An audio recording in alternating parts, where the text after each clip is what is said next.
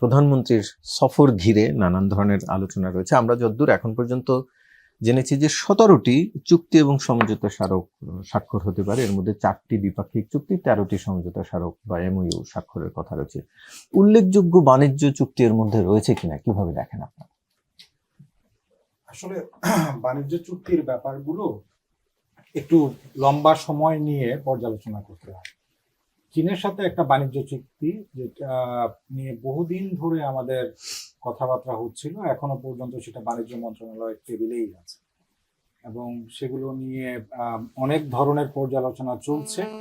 আশা করছি যে প্রধানমন্ত্রীর এই সফরের পর এই যে কার্যক্রম অনেকদিন ধরে আটকে আছে সেটা আর একটু ত্বরান্বিত করা হবে। যেই এগ্রিমেন্ট এবং এমওইউ গুলোর কথা বললেন, সেগুলোর আসলে প্রত্যক্ষ এবং পরোক্ষ ইম্প্যাক্ট আমাদের জিডিপি, আমাদের জাতীয় অর্থনীতি, ইভেন আপনি যদি ব্যক্তি পর্যায়ের একজনের ব্যবসা বাণিজ্য জীবনমান নিয়ে কথা বলতে চান, তাহলে সেগুলোর কিছু সিগনিফিক্যান্ট ইম্প্যাক্ট আছে। সো সামগ্রিক অর্থে চিন্তা করলে আসলে বাংলাদেশের সামনের দিকে যেই রকম সারা বিশ্বের সাথে বাণিজ্য ক্ষেত্রে তাল মিলিয়ে চলার যেই পূর্ব শর্তগুলো আছে, তার মধ্যে অন্যতম পূর্ব শর্ত হচ্ছে ইনফ্রাস্ট্রাকচার এবং আপনার facilitation for the business community. সেগুলোর ক্ষেত্রে আমি মনে করি যে একটা উল্লেখযোগ্য এই সফরটা নাকি চুক্তিগুলোর যে চুক্তিগুলোর বিষয়, কারণ বর্তমান বৈশ্বিক পরিস্থিতিতে যদি আপনি কনসিডার করেন, তাহলে প্রধানমন্ত্রীর এখনকার চীন সফর আমি মনে করি যে বাংলাদেশের, আপনি যদি দশক ধরে ধরে কনসিডার করেন, বিশ্ব এখন যেই পর্যায়ে আছে এবং আমাদের আঞ্চলিক রাজনীতি, আমাদের দেশীয় রাজনীতি এবং বৈশ্বিক যেই অর্থনৈতিক আবহাওয়া চেঞ্জ হচ্ছে বিভিন্ন ডিউ টু ডিফারেন্ট কনফ্লিক্টস, এর মধ্যে আমাদের প্রধানমন্ত্রীর এই চীন সফর আসলে অনেকগুলো বার্তা দেয় সারা বিশ্বের জন্য। এবং আমি মনে করি যে বাংলাদেশ এখন ফরেন পলিসির দিক থেকে যদি কনসিডার করেন, সেক্ষেত্রেও একটা শক্তিশালী অবস্থানে আছে। আমাদের ভবিষ্যতের যে দ্বিপাক্ষিক সম্পর্কগুলো আছে, সেগুলোকে এগিয়ে নেওয়া যাওয়ার ক্ষেত্রে উভয় দেশের তরফ থেকে যে আমরা আপনার এই ওনার এই সফর পূর্ববর্তী যেই স্টেটমেন্ট গুলো শুনেছি, তার মধ্যে দিয়ে এই জিনিসগুলো পরিষ্কার হয়ে আসে। আর্থিকভাবে আমরা মানে লাভবান হতে পারি সরাসরি যদি এরকম জায়গায় বলি। আজকে যেমন সংসদে মন্ত্রী বলছিলেন যে আমাদের বাণিজ্য ঘাটতি চীনের সাথে সর্বাধিক, সবচেয়ে বেশি সংখ্যক। আপনিও নিশ্চয়ই এই বিষয়ে অবগত। এখন সরকারের যে প্রোগ্রামগুলো নেওয়া হচ্ছে, সেই জায়গা থেকে আমরা কিভাবে আর্থিকভাবে সুবিধা পেতে পারি? দেখুন, বাণিজ্য ঘাটতি একটা খুব কমন ফ্যাক্টর।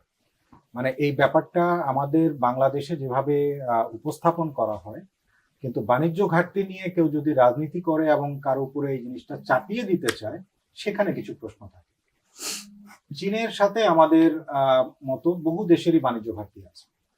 এটার কিছু যৌক্তিক কারণ হলো যে চীন থেকে আমরা মূলত যে ধরনের পণ্যগুলো আমদানি করি, আমাদের বিভিন্ন পণ্যের কাঁচামাল, যন্ত্রাংশ, chemicals, different kind of services এবং আমাদের কিছু কনজিউমার গুডস আছে, যেগুলোকে আমরা ভ্যালু অ্যাড করে আমরা আবার এগুলো এক্সপোর্ট করি পৃথিবীর বিভিন্ন দেশে।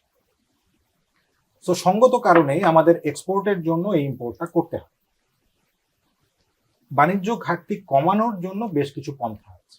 আমাদের বহুদিনের যেই সাজেশনটা, আমরা অনেকবার এগুলো নিয়ে বাণিজ্য মন্ত্রণালয়ের বিডায়ের সাথে কথা বলেছি, যে আমাদের প্রপার অ্যাপ্রোচটা হওয়া উচিত। যেহেতু চীনের একটা তৈরি বাজার বাংলাদেশে আছে, প্রায় $25 বিলিয়ন মতো আমাদের বাইল্যাটারাল ট্রেড হচ্ছে, তার মধ্যে $24 বিলিয়ন কাছাকাছি আমরা চীন থেকে ইম্পোর্ট করছি। সো ওই ধরনের ইন্ডাস্ট্রিজ গুলোকে যদি আমরা বাংলাদেশে বিনিয়োগের জন্য আমন্ত্রণ জানাই এবং যেই ধরনের পণ্যগুলো আমরা চীন থেকে আমদানি করছি, সেই ধরনের পণ্যগুলো যদি আমরা আমাদের দেশ থেকে দেশে উৎপাদিত হয় এবং দেশ থেকে সংগ্রহ করতে পারি, তাহলে আমাদের ইম্পোর্ট কম করতে হবে, আমাদের একটা বিশাল বৈদেশিক মুদ্রার সেভিংস হবে। একই সাথে এই ব্যবসা যেহেতু আমরা সাস্টেইন করতে চাই এই ইন্ডাস্ট্রিজগুলোতে, তার ব্যাকওয়ার্ড এবং ফরওয়ার্ড লিঙ্কেজে আমাদের নিজস্ব একটা শক্তিমত্তা জায়গা তৈরি হবে। সো বাণিজ্য ঘাটতিটাকে মোকাবেলা করার জন্য আমরা চীনে সমপরিমাণ এক্সপোর্ট করব, আসলে প্রতিটা দেশের একটা ইম্পোর্ট বাস্কেট, একটা এক্সপোর্ট বাস্কেট থাকে। চীনের যে ইম্পোর্ট বাস্কেটটা আছে, তারা যেই ধরনের পণ্যগুলো বিভিন্ন দেশ থেকে আমদানি করে, আমাদের এক্সপোর্ট বাস্কেটের মধ্যে আসলে এই পণ্যগুলো খুব একটা নাই। এটাই বাস্তবতা। আমাদের যেই ধরনের ইম্পোর্ট করা দরকার, চীনের এক্সপোর্ট বাস্কেটে ওটা আছে। সো এই ধরনের ঘাটতি কিছু থাকবেই, কিন্তু সেটাকে আমরা বহুমাত্রিক তার মানে আমরা বিনিয়োগের এক্সপোর্ট মাধ্যমে বাড়াতে হয়তো পারবো না, কিন্তু ইম্পোর্ট কমিয়ে আনার কোনো ইম্পোর্ট প্রক্রিয়া কমিয়ে আনার ক্ষেত্রে শুরু এবং করা যেতে পারে। আমাদের দেশীয় বিনিয়োগের ক্ষেত্রে এটা একটা বড় সিগনিফিক্যান্ট স্টেপ হতে পারে।